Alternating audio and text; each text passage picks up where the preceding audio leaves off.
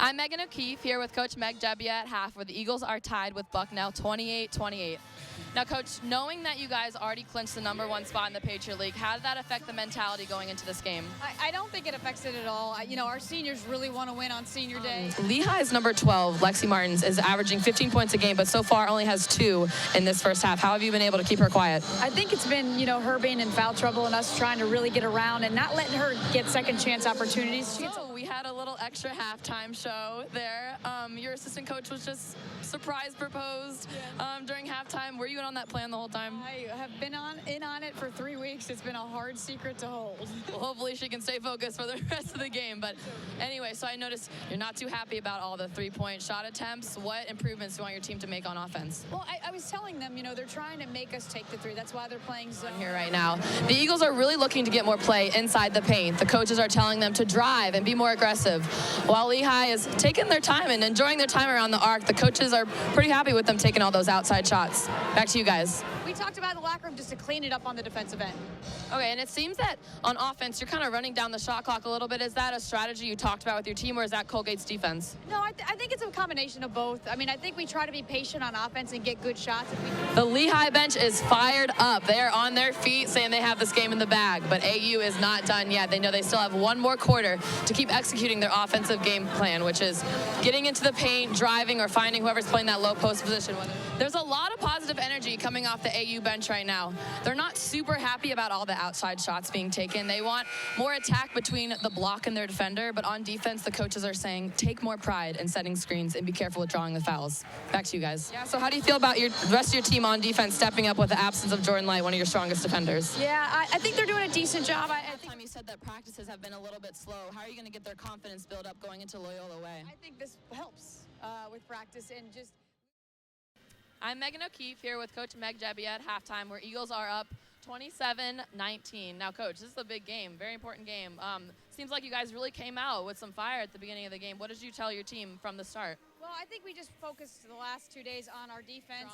She said the free throws that they're giving Colgate are what's killing them. At that last timeout, she said she can feel the momentum changing and slowing down. She said they need to fix it now if they have any chance of winning this game. Now, Coach, we're seeing a lot of points off the bench. Can you talk about the contributions from Michael Harris in particular? Yeah, she's done a great job of ball screen and rolling to the basket. I'm Megan O'Keefe here with Coach Meg Jebbia, where the Eagles are up 41-22 at half. Now, Coach, with such a sizable lead you have here, is there anything you want your team to focus on in the second half or even improve on?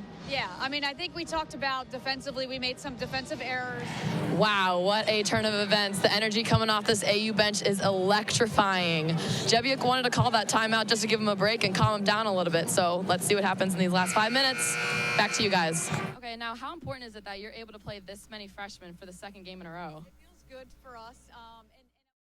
I'm Megan O'Keefe here with Coach Meg Jebbia. At the end of the game, American falls 61-67 to Holy Cross. Now, Coach, what do you think was the main thing that hurt you guys during this game? I think if you look back, it's really the first half. You look back and you say, gosh, if we only could have or should have in the first half.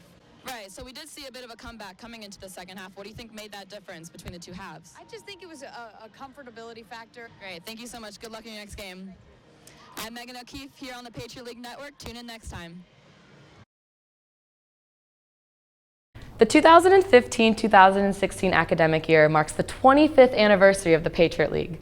I had the opportunity of sitting down and talking with several former student athletes who were recognized by the league for their accomplishments, as well as Executive Director Jennifer Heppel. Considering that the lacrosse program at AU was so new when you were on the team, what was it like to make it to the Patriot League tournament being such a new team on campus?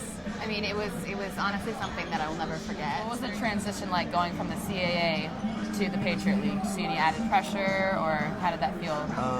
It was different. Obviously, the academic standards went up. So I'm here with Patriot League Executive Director Jennifer Heppel. So what does it feel like coming in as your first year as the Executive Director? This is a big year as the 25th anniversary. It's been perfect timing. I couldn't have picked a better time to come in. So what difference do you see in the Patriot League compared to other conferences that you've worked with? Before coming to the Patriot League, I was most recently with the Big Ten Conference. How does it feel to watch some of your previous teammates still be playing while you're watching them from the sides? What's it like to watch them compete? It's really weird.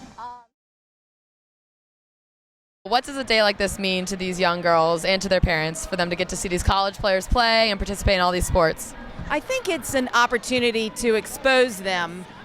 So I heard you're an alumni. What's it like to come back here and see the school again? Yeah, it's wonderful. You know, we come back fairly often because we live locally. What's your favorite sport? There's so many to choose from, I know. Yeah, I don't know. You don't know? What's your favorite part about being here today? There's a lot of sports.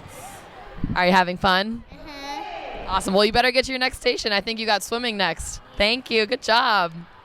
Sorry. No, hey, what's up, little man? Okay, so tell me more about how a day like this means for your daughter to get to see the sports and see all these college athletes play. You know, it's funny because so often, especially in professional sports, we'll only be able to go see men play. Right. Cool, following in mom's footsteps. So you played basketball here, correct? I played both. I played basketball and I also ran track. I love coming back and giving back to the AU community. Great. Thanks so much for being here today and bringing your daughters. So what is your guys' favorite sport? Basketball. Basketball. You guys both like basketball, just like your mom, right? She played in college. Is there any new sport here that you've never tried before, but you're excited to try for the first time? Swimming. Field hockey. So what's it like to come back to the school where your mom played basketball and track?